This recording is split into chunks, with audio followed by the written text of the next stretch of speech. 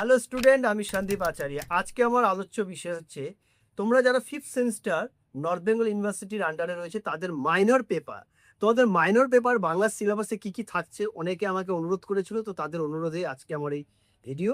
তো যাই হোক, ফিফথ সেমিস্টারে কি কি থাকছে দেখো। প্রথম যে পেপারটা তোমাদের জন্য থাকছে সেটা হচ্ছে কি, যে তোমাদের শিরোনাম যেটা রয়েছে অর্থাৎ টাইটেল রয়েছে 19 ও 20 শতকের বাংলা কবিতা। তো 19 ও 20 শতকের বাংলা কবিতা তোমাকে কি কি পড়তে হচ্ছে দেখো। মধুসূদন দত্তের বীরঙ্গনা কাব্য, মধুসূদন দত্তের বীরঙ্গনা কাব্যে তোমাকে পড়তে হচ্ছে, এখানেও নির্বাচিত কিছু অংশ পড়তে হচ্ছে।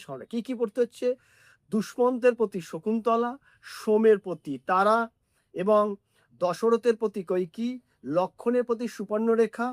এই হচ্ছে তোমার মধুসূদনের বীরঙ্গনা কাব্য। এছাড়া রবীন্দ্রনাথ ঠাকুরের তোমার থাকছে কি, রবীন্দ্রনাথ ঠাকুর তোমাকে সোনার তরী কাব্য পড়তে হচ্ছে। সোনার তরীর মধ্যে থেকে তোমার নির্বাচিত কিছু অংশ তোমাকে পড়তে হচ্ছে। নির্বাচিত অংশের মধ্যে কি কি থাকছে? সোনার তরী, যেতে নাহি দিব, বৈষ্ণব কবিতা এবং নিরুদ্দেশ যাত্রা। এই হয়ে গেল। এছাড়া তোমার যেটা থাকছে 3 নম্বর, বাংলা গীতি কবিতা।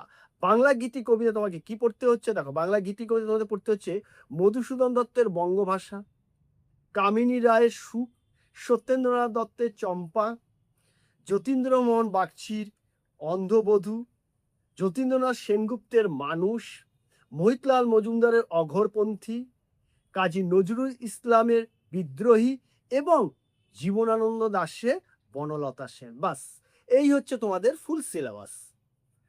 তো তোমরা যদি চ্যানেলটাকে এখনো সাবস্ক্রাইব না করে থাকো এবং যদি শেয়ার না করে থাকো তো অবশ্যই শেয়ার করবে এবং চ্যানেলটাকে সাবস্ক্রাইব করবে। এই কারণে প্রতিটা টপিক নিয়ে কিন্তু তোমাদের জন্য সাজেশন ওয়াইজ এই বছর কি আসতে পারে তার প্রশ্ন উত্তর কিন্তু আমি টপিক সহ তোমাদের আলোচনা করব।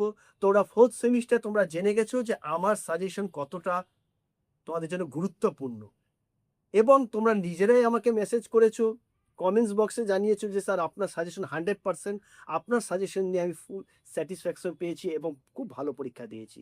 তাই তোমরা যারা এখনো সাবস্ক্রাইব করোনি বা তোমরা যারা প্রথমবার ভিডিওটা দেখছো অবশ্যই সাবস্ক্রাইব করে রাখবে। কারণ কি, যাতে এই মূল্যবান তথ্য থেকে যাতে তোমরা বঞ্চিত না হতে পারো।